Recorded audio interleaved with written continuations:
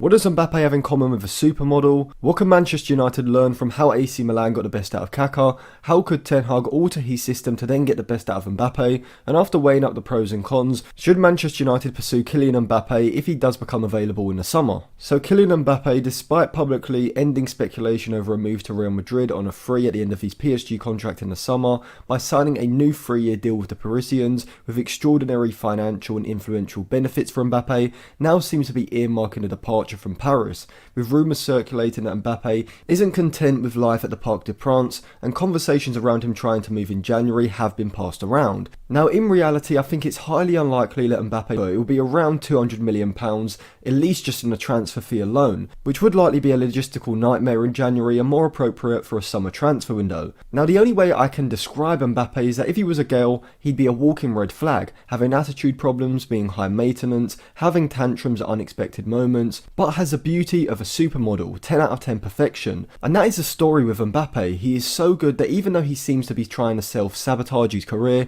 he is still worth the risk, an extremely expensive risk at that. So let's say come the summer, Mbappe wants to leave PSG, but Real Madrid aren't interested after being tormented last summer, and then suddenly you look around and think, where else would Mbappe go? And surely Manchester United would be a front runner. After all, maybe last season you'd say Liverpool is a much better move for Mbappe, but I don't think that would be the case now. Arsenal have started the season well, but firstly, would Arsenal be able and even willing to pay that money? Probably not, and like Liverpool, I still think Mbappe to Manchester United makes more sense, and would be more likely than Arsenal. Chelsea, I imagine, would be Manchester United's main competitors for Mbappe, unless of course Manchester City decide to go full football manager mode and sign Mbappe for 200 million, and stick him on the left of a front three with Haaland down the middle. I would actually like to see Mbappe at AC Milan, as I think they are on the verge of restoring their name alongside the super clubs of Europe, now being genuine competitors domestically, and just needing to add world-class players to their squad to be true competitors in Europe. You can see my assessment of AC Milan's squad and the transfer strategy that built it, as I analyse whether United and Ten Hag should adopt it. That video will be linked in the description below for you to check out after this video. I mean, it is plausible, I guess, that Inter, Juventus or AC Milan do somehow manage to bring in Mbappe by moving on certain other players. Maybe Vlahovic gets sold by Juventus, Lautaro or Lukaku for Inter, and maybe Rafael Leao for Milan, with both he and Mbappe preferring that left side of a front three. And this would suddenly create the funds and the demand for an attacker who can play the role of an inside forward or wide forward from that left side. But from Manchester United's point of view, even if they did manage to get into pole position to secure Mbappe's signature, would it even be a deal worth doing, considering the problems that Mbappe has shown off the field with both PSG and France? It's a fair case to make that Mbappe shouldn't be signed because unlike Haaland at City, Mbappe needs a team built around him both tactically and mentally. What I mean by this is obviously the team being built around him enables him to do less defensive work and retain a higher position on the left, but mentally in the sense that like what happened with Ronaldo and Messi since probably around 2014, everything needs to go through them. They need to be the talisman, the player who gets priority over set pieces and penalties, and the player that is never sacrificed in desperate situations or with a change of system. And some players do need this to reach their peak, and this only really fell out of fashion at the top level when Guardiola and Barcelona's possession-based dominance forced tactical change in pressing, with all 10 outfield players now expected to contribute to the press, making it as efficient as possible. Prior to Pep Guardiola radically changing the tactical side of the game in 2009, top-level European sides weren't as opposed to building an entire side around one player, with the rise of Klopp, Pochettino, Ten Hag, Arteta, and now Xavi, who have all followed Pep in not building their teams around one key player. We have certainly seen a decline in this. Whereas when we go back to the late 2000s, we saw that in 2007 and 2000, Mbappe at Manchester United would almost certainly have to have the team built around him, prioritising his strengths and getting the best out of him. After all, if you're going to spend £200 million and over £1 million per week on wages, why wouldn't you build a team around him? A comparison that can be drawn with Mbappe is Kaka during his Milan days, but particularly around 2006-2007. Kaka was a different type of player to Mbappe, being more of a central attacking midfielder, who like Mbappe had a unique skill set. Kaka was deceptively rapid, able to burst past players despite holding quite an awkward running technique. He continued to accelerate with the ball at his feet, being able to drive the ball up the pitch and force his way into shooting positions around the box. He initially came into the side as a long-term successor to Rui Costa in Ancelotti's 4-3-1-2, but by 2006 when Shevchenko had departed and Kaka became the main man of the attack, being partnered with Seedorf in behind Inzaghi, with Pirlo playing that regista role, as Gattuso and Ambrosini played as wide central midfielders either side, as what is known as the Carrilero, which is a central midfielder who is required to shuttle out to defend the flanks when necessary, being more of a ball winner than a ball progressor, and predominantly there to hold deeper positions in possession to allow the fullbacks to advance, allowing them to provide the width that is absent with the use of two central attacking players in behind the forward. But this suited Kaka perfectly. He had 4 players behind him in the midfield who could do the majority of his defensive work, which would allow him to rest, hold a more advanced position ahead of the ball, and be the outlet for Milan to progress the ball into, enabling him to use his pace and power to drive the ball up the pitch, and then when in the final third, Kaka was a lethal creator and goal scorer, scoring 10 goals in 13 games in Milan's 06-07 Champions League campaign, and would be crowned as Europe's best player ahead of Messi and Ronaldo that year by securing the Ballon d'Or in 2007. His career did rapidly decline after another 2 years at AC Milan to then join Real Madrid, which at the time was a world record transfer fee around £57 million,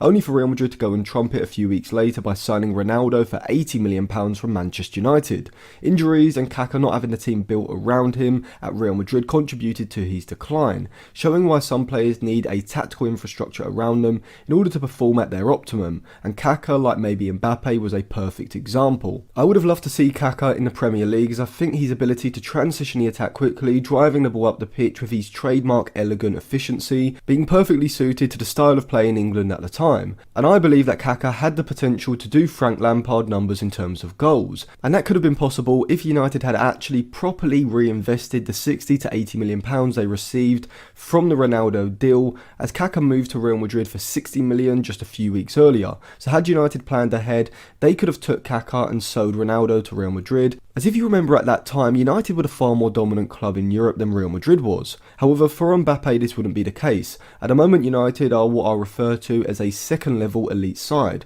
What I mean by this is that if Real Madrid, PSG, Manchester City and Bayern Munich are the 4 best teams in the world, which I think most people would agree with, then United have to be at least a level below. Although, like Real Madrid for Kaka, Mbappe would be going into a club upon a new era, with Erik ten Hag's appointment giving United the same jolt back on track that Florentino Perez's return to Los Blancos did in 2009. I would say that Kaka is my 3rd favourite player of all time. If you do want to see a full list on that, then I can either do it as a video on YouTube or just a thread on my Twitter, which you should be able to find linked in the description. Let me know which one you'd want to see in the comment section below as well. But anyway, I think if United had bought Kaka in 2009, they could have lined up with Kaka playing just in behind Wayne Rooney, with Nani playing as a conventional winger from the left, with either Valencia playing as a winger from the right, or a more industrious player like Darren Fletcher or Ji-Sung Park playing from that right side of the midfield, becoming more of a right-sided central midfielder at times, with Paul Scholes operating as Pirlo did, as the regista at the base of the midfield, with Michael Carrick to his left. This would give United somewhat of a similar system to Ancelotti's 4-4-2 Diamond and the 4-3-2-1 Christmas tree system at AC Milan, a system that I think United would have been successful with at the time. The fullbacks with Carrick and Fletcher either side of Scholes would have been provided with the defensive infrastructure to push forward up the flank, whilst Kaka could have also been given a free role, enabling him to sit high up the pitch with Rooney and Nani capable of working alongside Kaka defensively as well. That season, Rooney was incredible, probably having the best season of his career alongside the 2011-2012 season, as in 09-010 he scored 34 goals alongside 7 assists in 44 games in all competitions, and in 2011-2012 he would hit 44 goals alongside 9 assists in 43 games. So you can imagine what United's attack would have been, with Kaka playing alongside Rooney as more of a trequartista in behind. If Mbappe was signed and introduced into this Manchester United side, I do think Ten Hag would have to tactically amend the side, which may at first seem like a negative. However, if United end up a better team with Mbappe in an altered system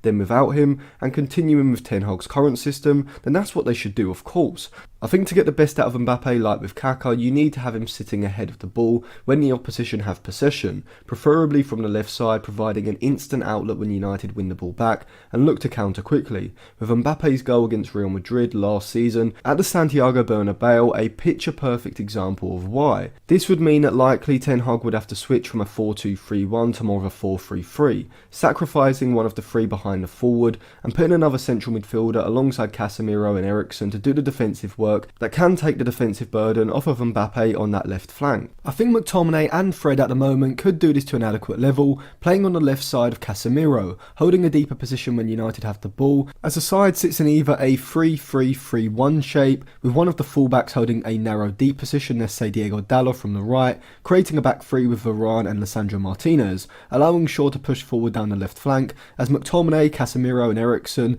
sit in the midfield three ahead of the back three. Shaw's advanced position will put the opposition's right back and right-sided midfielder in a dilemma. If the right-sided attacker advances to pressurise Lisandro Martinez on the left, then Shaw is left free higher up the pitch, but a right back can't push onto Shaw, as this will allow Mbappe space in the channel to flow into and look to isolate the centre-back in a 1v1. If the side chooses to hold a deeper position to close off the space for Shaw and Mbappe higher up on that flank, then this will make their press less effective and enable United to play out the press a lot easier. And so simply by having Mbappe in the side, the effects of the opposition adjusting their system to try to stop Mbappe will open up spaces and opportunities for United elsewhere. But with the defensive base of McTominay alongside Casemiro, United have what is referred to in Spain and amongst the football manager community as a carrilero, which is essentially a defensive-minded midfielder who is a ball winner, but unlike most conventional DMs, he is tasked with shuttling across to defend the flanks. This is why carrileros are often used in narrow systems where the wide attackers, if there are any at all,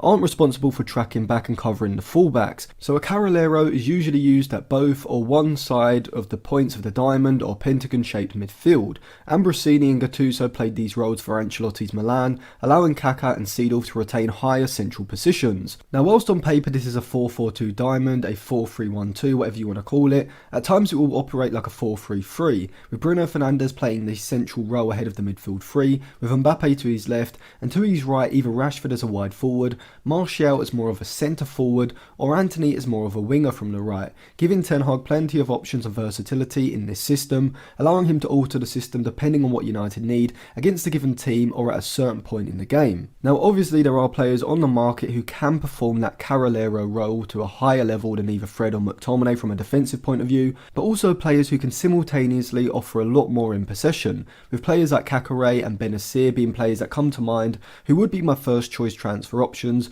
to play behind Mbappe on the left side of that midfield three, with Kadeo Kone, Ibrahim Sangare and Frank-Andre Zambo and Guiza being alternative options as well. And so if United did want to bring in Mbappe, from a tactical point of view it may be wise to bring in one of these shuttling midfielders who is also a progressive passer and press resistant as well, which all of these options are. United's counter-attack and quick transitioning attacks in the Linkman being fantastic at those delicately weighted through balls, releasing Mbappe and either Rashford or Antony ahead. And so I don't think that Ten Hag would actually have to alter the system that much from his current system, and he does currently have the right players at his disposal to get the best out of Mbappe, but factor in the media circus that surrounds Mbappe, his petulant attitude, and the sheer cost of his transfer fee and wage package should United pursue Mbappe if the deal is there to be done, and if Ten Hag wants him of course. I would say yes, and the main reason is because City have Haaland. Now that may sound like a stupid, erratic decision to sign a player just because your rivals have signed a player, but Haaland and Mbappe, in my opinion, are going to be in a league of their own in the next decade, just as Messi and Ronaldo were a decade before. Just imagine if Real Madrid hadn't signed Ronaldo in 2009, and I think the comparison of Madrid and Barcelona with Ronaldo and Messi in 2009